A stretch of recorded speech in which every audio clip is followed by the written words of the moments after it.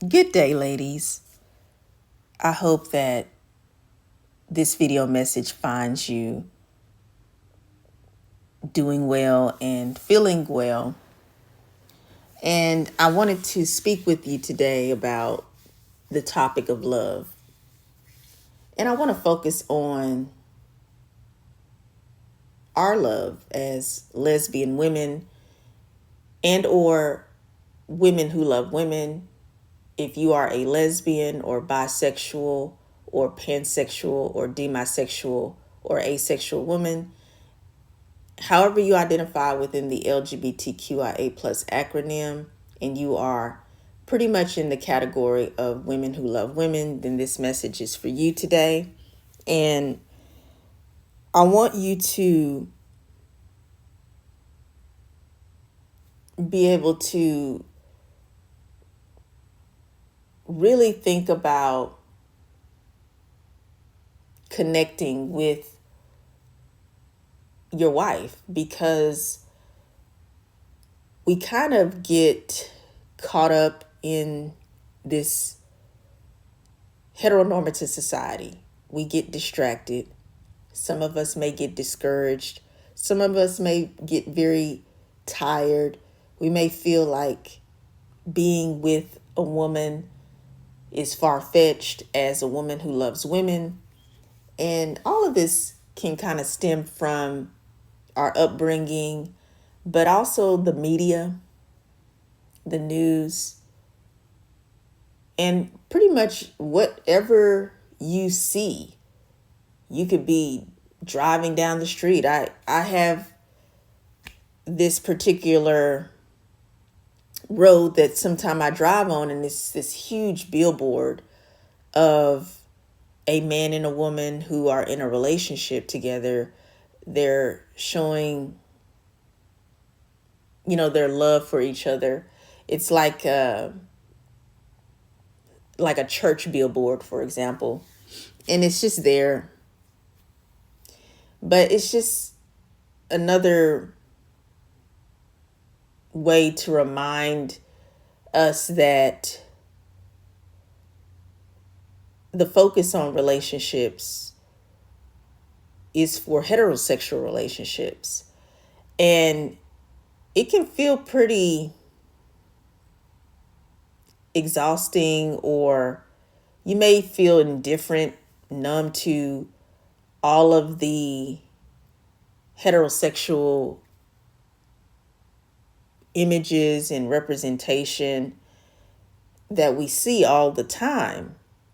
And this can really get you to a point where you can maybe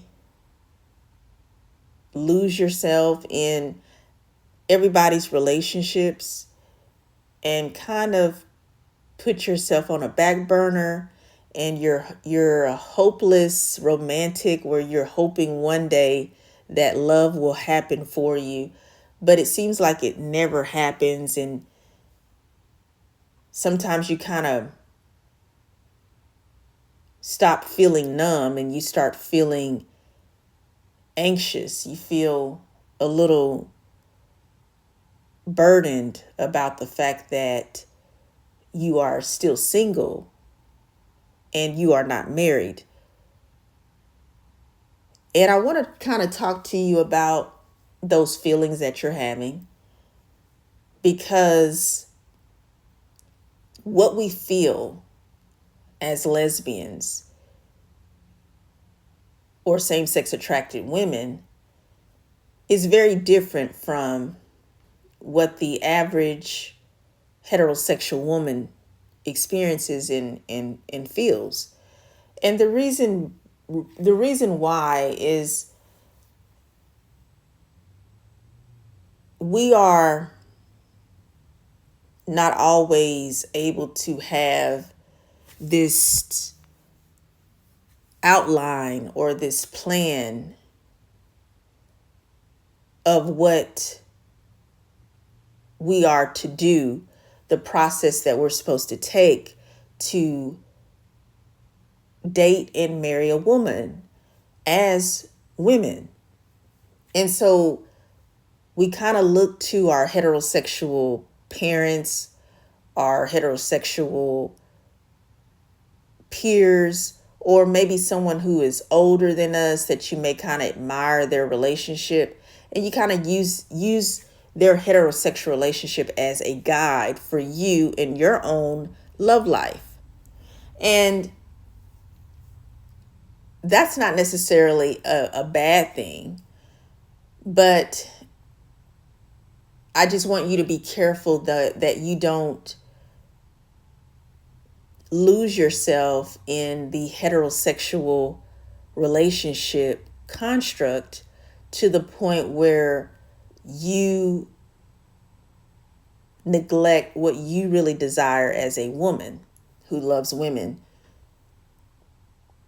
And what I mean by that is,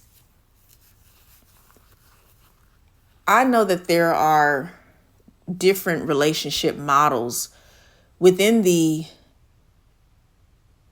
lesbian community. And what I mean by that, you may have a relationship model of two women who are together in a dating relationship, or they're married, and one of the women is masculine presenting, in which they may refer to as, for Black women, as being a stud, and for non-Black women they may refer to as being butch.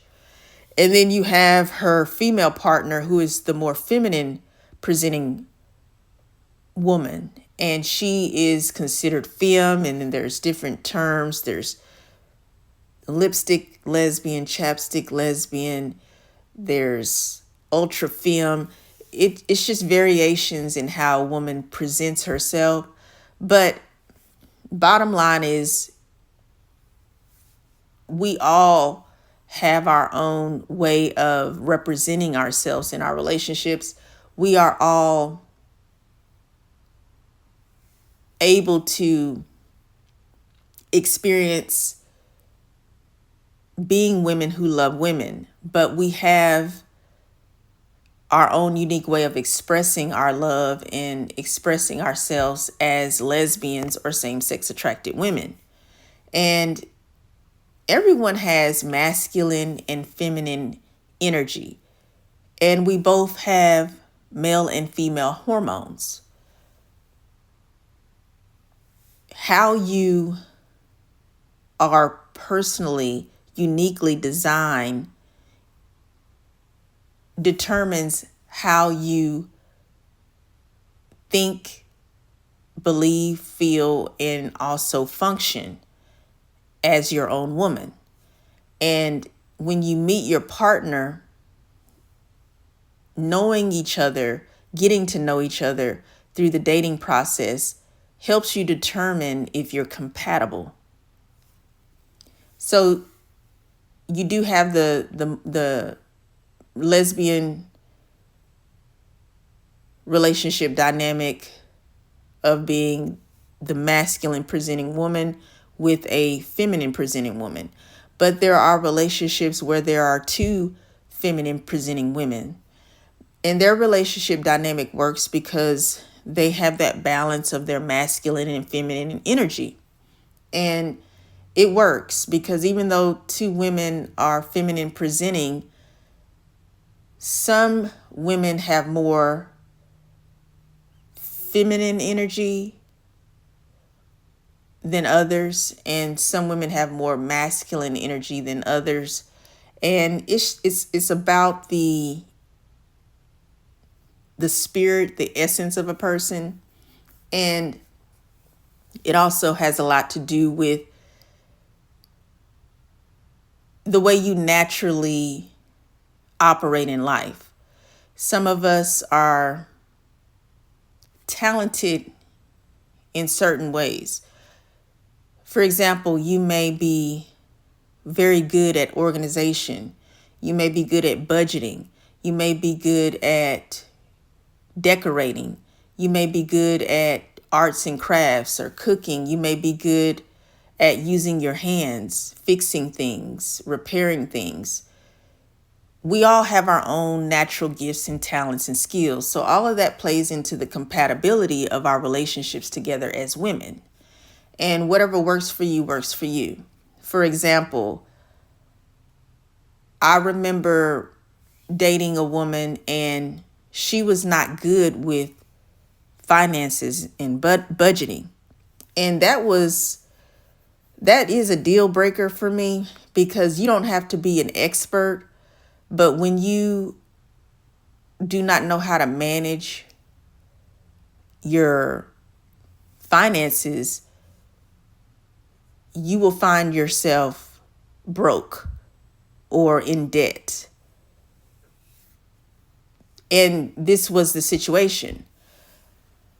I happen to be more organized financially and able to budget more. It's just a quality that I have. But although that may be a strength for me, and if I have a female partner and that's not her strength, there's a difference between having a strength and a weakness and being just careless and irresponsible. So there was someone who I dated who was careless and irresponsible with their finances. So you have to look at what is going to benefit you in the long run in your relationship. So you have to have certain values and boundaries, and you need to be able to be responsible and accountable in a relationship, even though you may have different skills and gifts, as well as knowledge about different aspects of life. But you have to know what works for you and what does not work for you. In other words, you have to have your boundaries. So dating is a very important process that you should not rush through, and you should not fabricate the process or have on rose-colored glasses. And I am guilty of all of the above. When you are maybe enamored with a person, you're very hopeful that a relationship will work out, but clearly there's red flags. This person is not showing the same fortitude, or they're not showing enough effort or any type of self-improvement to make the relationship basically beneficial for both of you. So you have to consider, is this person responsible? Is this person irresponsible? Because those are deal breakers, because you're looking at the long term. Now, if you have, for example, the strength of being able to work more hours in a day than your partner, well, then that will be a good quality for you to be like an entrepreneur, because you don't have like a fixed schedule when you work for like corporate America. Like generally you may work 40 hours a week when you work for corporate America. But if you have a female partner who is an entrepreneur, or she aspires to be an entrepreneur or self-employed, yes, she still is going to work a 9 to 5, but she's able to kind of balance working at 9 to 5 while she's also working on her business on the side. So that's like showing that she's driven and she's determined. Whereas your partner, she may not be an entrepreneur. She may not be interested in becoming self-employed. but she's very driven in the sense of being a contributor to the business that you have created. So, for example, your female partner, she may be able to use her own skills and her gifts to contribute to the building of your business. So she may, for example, do some reception work. She may be able to find other people that she thinks is talented that can contribute to the business that you have, because you're the one who's self-employed or an entrepreneur. So it's kind of like you work together and you do give and take. Some women may desire to be at home more, and she's very good with the house. She's very good with cleaning and decorating, and she may enjoy just a lot of the household activities.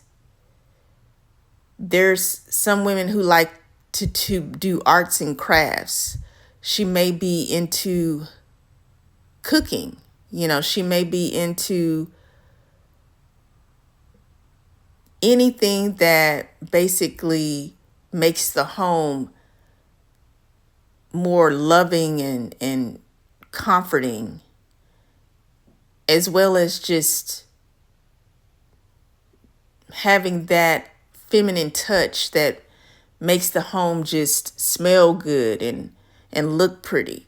So we pretty much have our own unique personalities, our own unique styles, gifts, and strengths, and we can just bring it together. And let me just say, the strengths and weaknesses that you have, a weakness is not a bad thing, because where you're weak at, your partner is strong at, and where your partner's weak at, you're strong at. So it's kind of like a good balance. And I'm kind of going into just how we can just blend and be compatible in the different type of relationship dynamics within the lesbian community. So then you may have two women where one is masculine presenting and one is more tomboyish, or she may be a STEM. And a STEM is a woman who is able to really balance her femininity and her masculinity. And she may show up where she may decide she wants to be in a jumpsuit today and some tennis shoes. And she's just really chill. And maybe one day she decides, well, I'm not into wearing 6-inch heels in a fitted dress. She may say that to you and share that with you, but she said, but every once in a while, I want to wear a nice skirt. And so in a nice blouse. So she can change it up.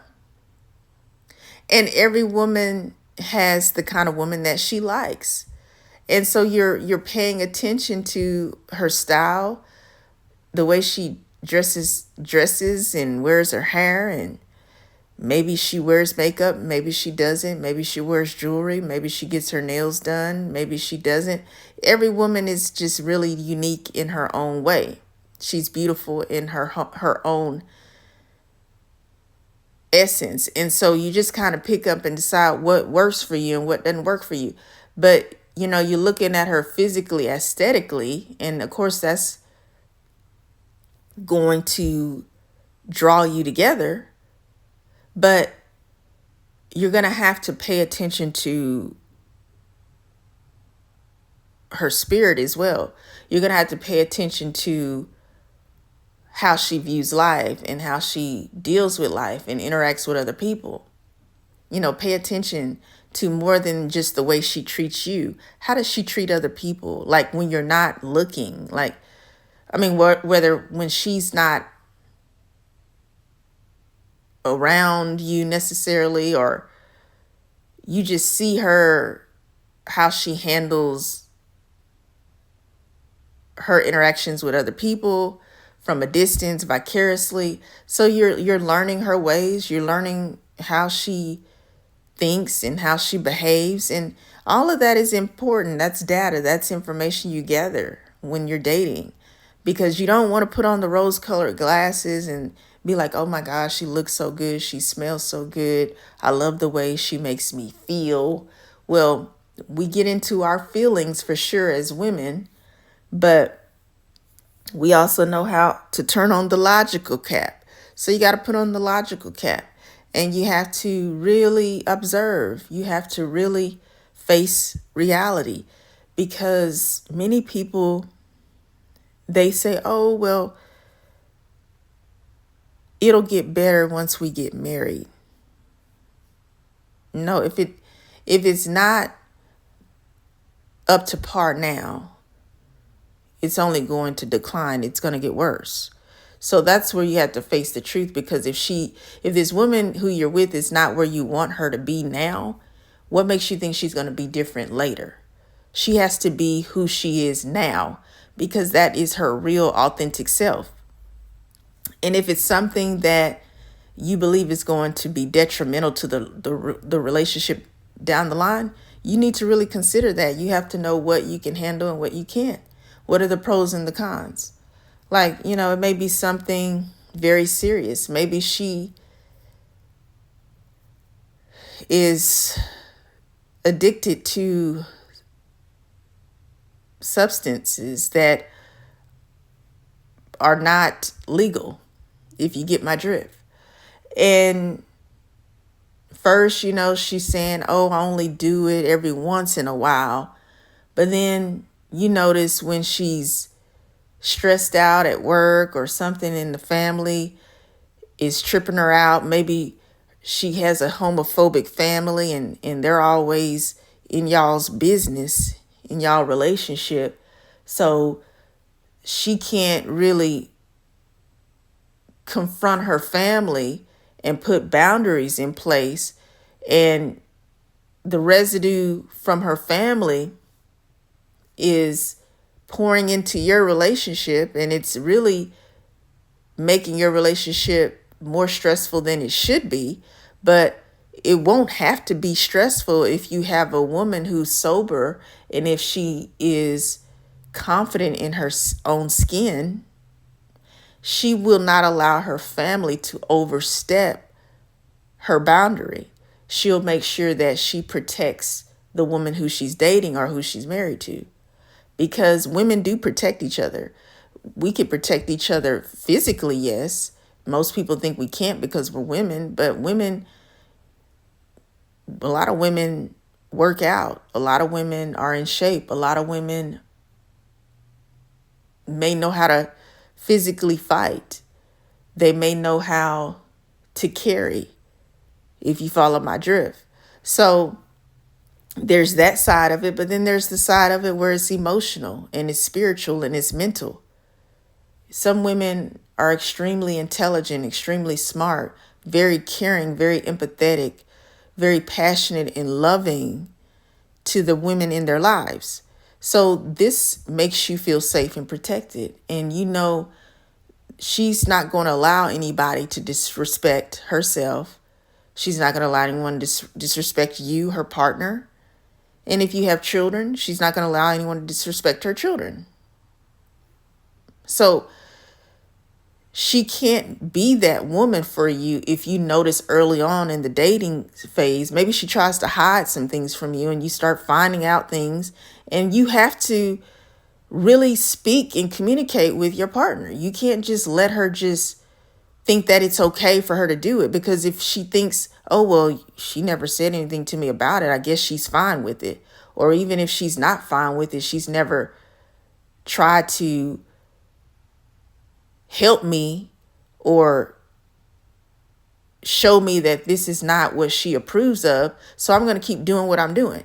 So if she's really into these recreational illegal substances and she's getting a little bit more bolder and bolder about using them, and you don't ever say anything, and you just think in your mind, oh, well, she's just stressed out right now, but it'll pass. And then when we get married, she won't need that anymore because we're going to be married and we're going to live happily ever after. No, no, no. See, this is where you are caught up in the fairy tales.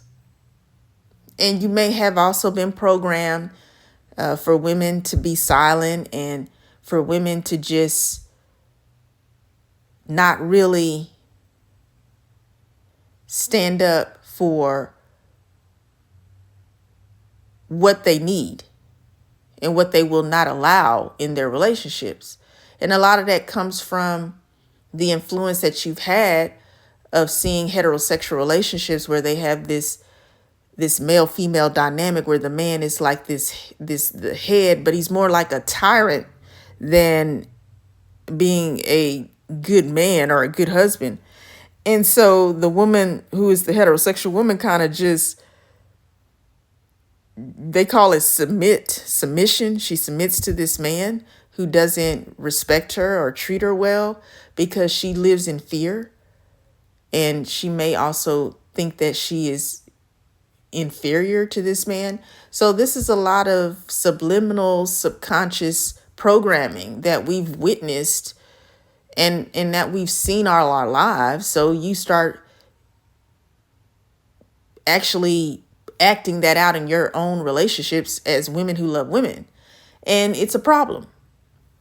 So one thing that I do believe is really healthy, and women should use this skill that they naturally have.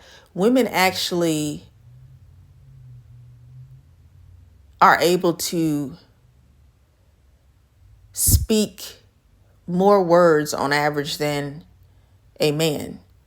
Women actually are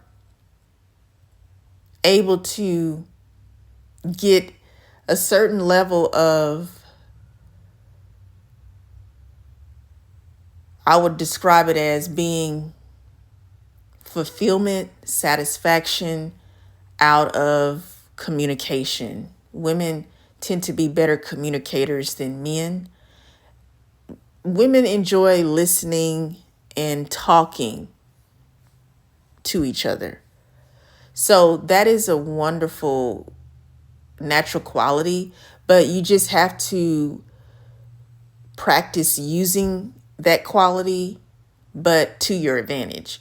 Like, you don't need to just always talk, but never listen, or vice versa. You don't always need to be the more passive one where you just listen all the time and the other person talks. There has to be communication. A communication involves two people exchanging thoughts and ideas and questions, and also problem solving. You have to not be afraid to confront issues and topics and talk through them and work through them. I had to learn all of this, because, dating as a woman who loves women, I identify as a lesbian. And one of the big mistakes I made was I would assume that the woman I was dating, because she was a woman like me, that she thought exactly like me. But no, I learned that that is not true. And that's why you have to communicate, because you may believe one way and the woman you're dating believes a completely opposite, different way. And depending on what that is, that could be a deal breaker. But either way it goes, when you communicate, maybe you don't necessarily agree with everything the same exact way. That doesn't mean it's a deal breaker, because you are two different people. But you will learn to listen to understand, and you'll communicate. And believe it or not, sometimes the differences that we have actually benefit their partnership, because your partner, she may view something in a different light, and she may handle it in a different way that you would not normally do, or you wouldn't even think of, but it works out for you. So you have to communicate. You have to. It is so imperative, and it makes the relationship so much more smoother. And just don't be afraid of your female partner's response. Like, a lot of people avoid having certain discussions because they don't want to scare their partner away, or they don't want to have to deal with an argument. This is all about being able to handle conflict. Actually, it's called conflict and resolution. So you have to have this. You must learn to do it, because if you don't, you'll struggle in your relationships. And honestly, we have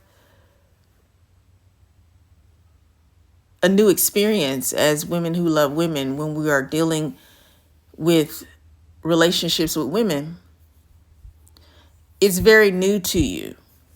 It always will be new to you. And the reason why is because we don't have a lesson plan. As I was explaining earlier, we don't have like this plan way of knowing what to do next, how to get from point A to point B to C, D, on down to Z, because we just don't have that privilege like most heterosexual people have, because they, down to a T, they actually have information, manuals, meetings, conferences about heterosexual relationships, heterosexual marriages. And I've been to like the church environment, and I call them heterosexual churches, and they teach you about heterosexual relationships, heterosexual marriages, and I understand it, and I know as much as I can possibly know. I'm not saying that I don't need to know more, or that I can't learn more, because I'm always ever learning. But I've never heard like anyone talk about lesbian relationships, or gay relationships, or same-sex attracted relationships. So that's what I mean by you don't know much about it. But I actually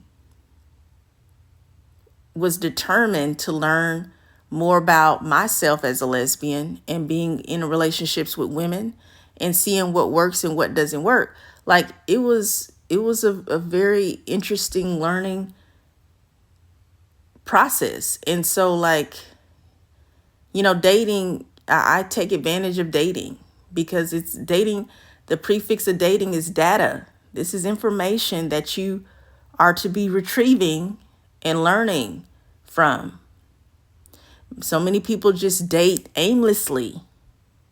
They never learn from their dating experiences, and they keep making the same mistakes over and over and over again. Einstein said doing the same thing over and over again and expecting a different result is the definition of insanity. That's what Einstein said in one of his quotes, which is very true. And we have to work extra hard to be more conscious of what we're doing in our dating relationships with women, because you don't have a guide. You don't have a compass. And so you're trying to figure all this out on your own. And one of the reasons why I started my own school, and it's called Giselle Wallace Lesbian Academy, is because I wanted to be able to teach about same-sex attraction in a way that is relatable as well as influential for us as lesbians and or same-sex attracted people. And I teach information, I provide content that I'm not able to share, like on YouTube or even social media. So right now I have a course on my academy, and it's called, quote, How to Love God and the Same Sex at the Same Time, end quote. Because it was a very popular requested topic. Not the title. The title is what I created, How to Love God and the Same Sex at the Same Time. But the information in this course on my academy, I chose that as the first course because it was highly requested, the information there. But yet, people will not sign up, not take advantage of the information that is there, that they even requested, because I know they have a need for it. I absolutely know they have a need for it because people are concerned about their sexuality and sexual orientation and how to have happiness and long-lasting relationships with the same sex. But at the same time, they want to know God and please God, to have peace of mind that they can be in a relationship as a same-sex attracted person and be married to someone of the same sex. The information is there. I've provided the content to be a guide and a source for us as lesbians and same-sex attracted people. But the choice is yours, whether you want the information or not, because what you're getting out here in the world, that's not really helping you, because you don't feel like you know enough about love and relationships and spirituality and faith and relationship with the Most High God. And that's why you're constantly going in this circle. But you're not going down that straight path. You don't feel like you're successful in the love department. And sometimes you just need a little bit of guidance and direction to help you get there. And I understand. And that's why I created my academy, Giselle Wallace Lesbian Academy. There is a paywall because I'm a learner. I have various college and university degrees. And I understand the discipline it takes, the devotion, the commitment it takes to obtain a degree. And when you pay for something, you actually focus in on it more. You apply the knowledge to your life, you implement it, and you make things happen. So absolutely, there's a paywall, but you should absolutely invest in yourself, because if you took the time to budget and calculate how much you spent on expenses, not bills, like your rent and your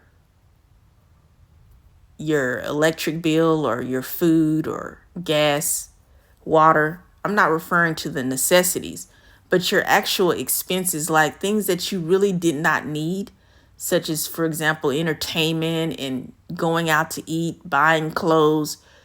Maybe you have subscriptions to watch movies, and maybe you're into games. Whatever it is, There's absolutely nothing wrong with entertaining yourself. You need that, absolutely. But what I mean is, if you are not making time for yourself to self improve your life, you're not really going to be ready for a wife. And I'm not saying that to make you think I'm trying to sell you on my course. No, absolutely not. Because somebody will always invest in themselves. There will always be someone who signs up for life coaching with me because that's my profession. That's what I'm here for. And it's not just something that I'm doing to make money. I do it because I know what it's like to be in this heteronormative society and not have anyone to give me any advice, for someone to support me in my desire to be a wife to a woman. No, I was taught that who I am is shameful. Who I am is not according to God's will or God's design. So everything was against me. But God is for me. And so what I do is not just something that I do out of my own will. It is a calling.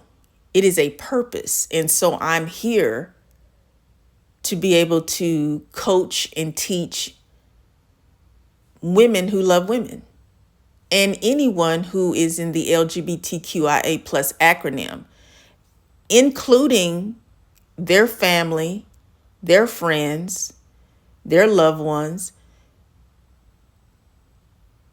I even coach people who have heterosexual children, but they're gay or lesbian, or they may be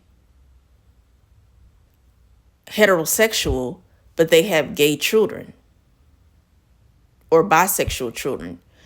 There's just so many elements that need to be put together. And I provide that puzzle, a table for it all to piece together. So it's just up to the individual and their desire to invest in themselves, because I've invested in myself. I'm not going to provide a service to people or a product to people that I have not experienced and gained the wisdom and knowledge to be able to teach on or coach someone on. And I also practice what I preach, because I couldn't get to where I am at without putting in the time, putting in the work, the inner work, investing in myself by hiring life coaches, hiring therapists,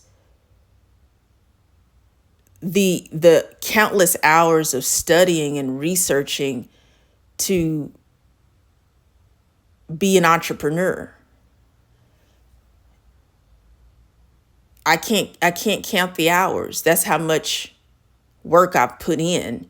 And I'm not looking to count the hours, because so much time passes and I'm not even being compensated for a lot of the work and the study that I've done. But it pays off. The reason why it pays off is because I am improving my own self, but I'm gaining knowledge and wisdom.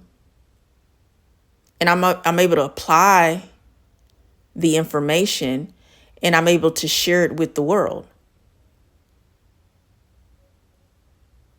But many of the ways that I was able to invest in myself and self-improve was I actually paid for the knowledge and the wisdom.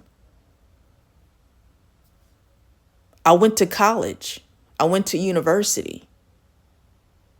I hired life coaches. I bought books. I bought audio recordings, whatever I could get my hands on. I paid for it, and it pays off. And you can't beat life experiences. Just living my life was a great teacher. But if you don't have the discipline, if you don't have any type of foundation that makes you want to do whatever it is that you need to do, it will absolutely keep you from being ready to be with your wife. It absolutely will. If you look at your life, even just 3 years ago, if you are doing the same thing now that you were doing 3 years ago, and you haven't accomplished anything else in your life, then you are not growing. You are plateauing. And that is a huge sign that you are not preparing yourself to be a wife as a lesbian or a bisexual woman or same-sex attracted woman, because you should be ever growing and ever learning. One of the most beautiful qualities about a woman is a woman who is interested in self-growth, a woman who is actively involved in her calling and her purpose. You absolutely should ask yourself a question. And that question is, would I marry myself? And if your answer is yes, then congratulations. But if your answer is no, you have work to do. Put in the work. Do the work. Don't be afraid of the work. Don't despise the work. Don't think that the work is too much. Because you have time to get the work done.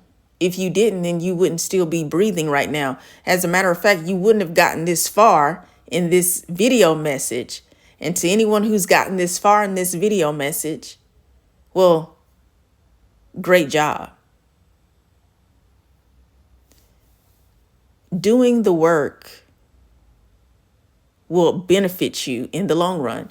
You may not see the results right now, but everything that you do now will determine your future. And that's why you have to get ready to be a wife, lesbians. You have to get ready to be a wife, lesbians. Being a wife is a calling. It's a part of your purpose. Being a wife is not about looking pretty and sitting pretty. A wife is a woman who has a vision. She has a plan. And she's heavily involved in getting her life from point A to point Z. Because she knows that if she doesn't make anything happen, then why would somebody else make things happen for her? You see, you have enough on your plate to do what you need to do. Why would you want to be the person doing what you need to do, plus also taking care of somebody else, a whole grown woman? You over there working double to take care of her because she's just irresponsible and she just doesn't want to put in the work.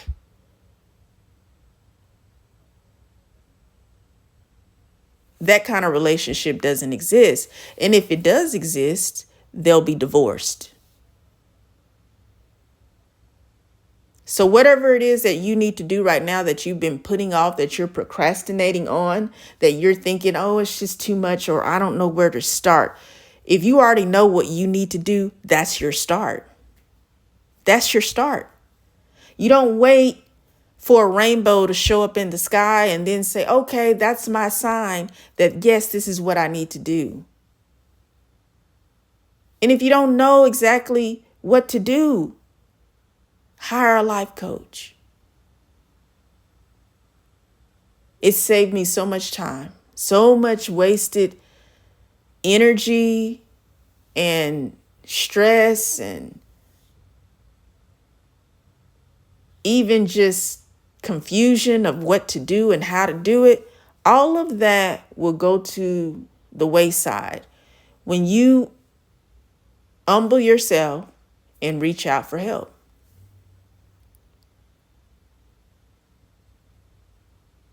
And stop worrying about, oh, I don't have the money. Because let me tell you something. I know what it's like to start from scratch. And one thing about being proactive about your life, when you actually do whatever that first step is, maybe you have a notepad and you write down step 1, step 2, step 3, step 4, step 5. Now you have a guide that you can go back to and you can check off when you do each step. But if you haven't even taken that step, then of course you're going to feel overwhelmed. Then of course you're going to say, oh, I can do it tomorrow. That's procrastination. Or you'll say, well, I don't know what to do. And so that makes you feel like you don't need to do anything. And even worse, you think that somebody else will do it for you. No, they won't. And then you wonder why you're still single. Well, nobody wants to take care of another person who is an able-bodied person that can do for themselves. If you're not incapacitated, what are you doing? I heard a quote by this man. Actually, Tupac said this quote originally, but I saw a video. I think Chris Brown was posting it in his story, and it makes so much sense. But Tupac had this quote where he said he was referring to someone beefing with him. Pretty much the person was jealous. And Tupac made the statement, I have the same 24 hours as you, partner. What are you doing with your 24 hours? And that's a great question. We all have the same 24 hours. And then you look at some people who are very successful. And maybe watching their success triggers you. And next thing you know, you don't like that person. And you really don't have a reason why to hate that person. But really what it is, if you really, really think about it, you're not happy with yourself. Because you know you should be doing more. And whenever you see that person that's doing the more, whenever you see that person being on top of the mountain and you want them to fall, that's when you need to check yourself. Because see, you're so focused on seeing their downfall that you don't even see that you are already at the bottom of the pit. So it's time for you to get up and do you. Now, the other video I saw, and it was Chris Brown showing this, it was this man, he was saying, it's people that can walk, they can talk, they can do anything, but they're not doing anything at all. And they have the same amount of hours to do something as Michael Jackson did. Michael Jackson did incredible work, but you're not doing a thing. And we know Michael Jackson, he came from poverty, but he put in the work. And he had a father who gave him guidance and wisdom to be who he was, the greatest entertainer who ever lived, Michael Jackson. But he could have said, I don't want to do it. But he knew that he had a gift and he wanted to share it with the world. And he did. Stop sitting on your gifts. Stop sitting on your excuses and get up. Because your whole life is depending on you, but it's not waiting on you. Because life will pass on by. But don't ever think that it's too late. Because if you say yes to yourself, then the world starts moving to your flow. But as long as you think that you have to move to the flow of the world, nothing will ever happen. Because you're trying to do what everybody else is doing, and you don't need to do that because you don't know what direction they're going. You really don't know how they're getting there. And what they're doing is probably not what you should be doing. So get yourself up off the floor and be the woman that you need to be, because you need to get ready to be a wife, lesbians. This is the time that you need to be preparing to meet your wife, because your wife is not going to come to you if you're not ready. She's not. She's going to not see you, or she's going to see you, but she's not going to recognize you as her wife because you're not on the same level. A woman who is absolutely in her purpose, a woman who is taking action in her life, she's very noticeable, very attractive. And you're going to be sitting at the bottom of the pit looking up at her, wishing you could have her, but she's not going to reach down and grab you in the pit because she doesn't want to fall in the same pit you're in.